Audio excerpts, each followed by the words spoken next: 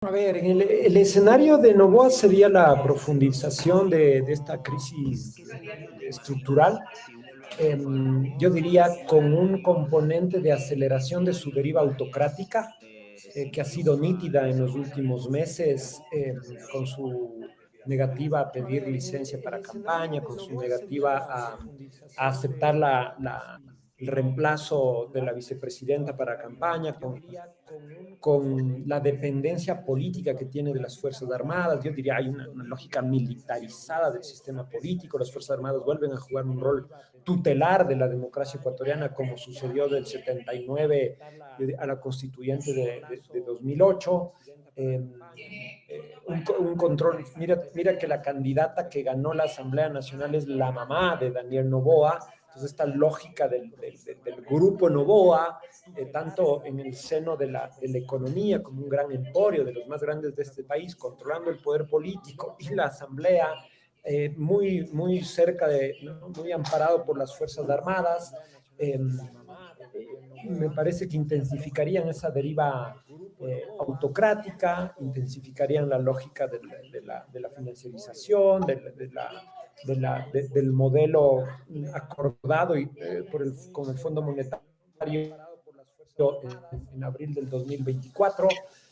Intensificarían, esto es lo que más me asusta a mí, esta lógica de la guerra interna con unas fuerzas armadas que no están bajo ningún control del poder civil.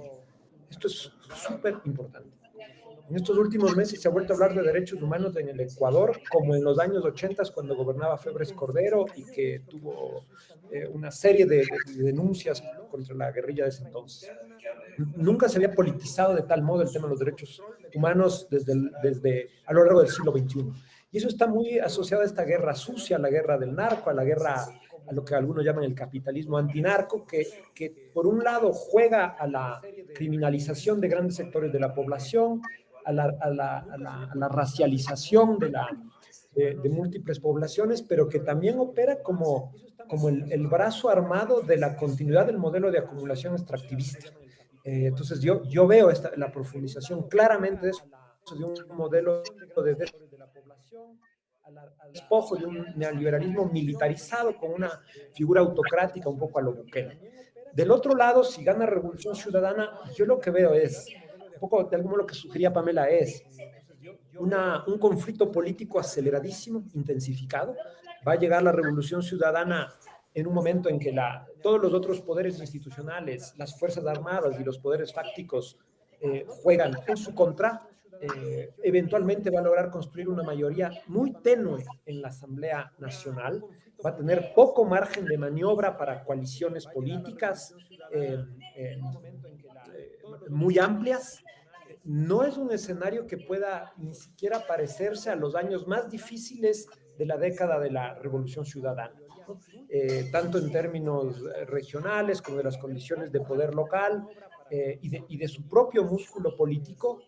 No es el mismo gobierno. Entonces veo un escenario de intensa conflictividad, un estrecho margen de maniobra, pero que de algún modo va a jugar un poco con la experiencia, con el saber, con el know-how de la Revolución Ciudadana en la lógica de mejorar la gestión pública, con una cierta mayor prioridad a la distribución de la riqueza social, lo que le va a dar un margen de gobernabilidad, pero en medio de la continuidad del asedio de los otros poderes sobre el gobierno.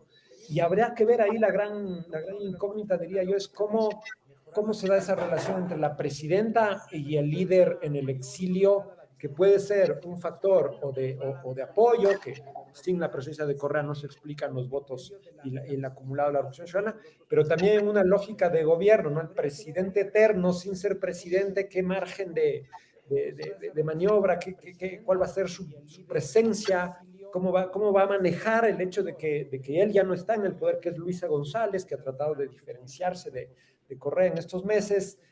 Ahí hay un gran dilema, que siempre va a ser un punto a favor, pero también un cierto lastre para la Revolución Ciudadana.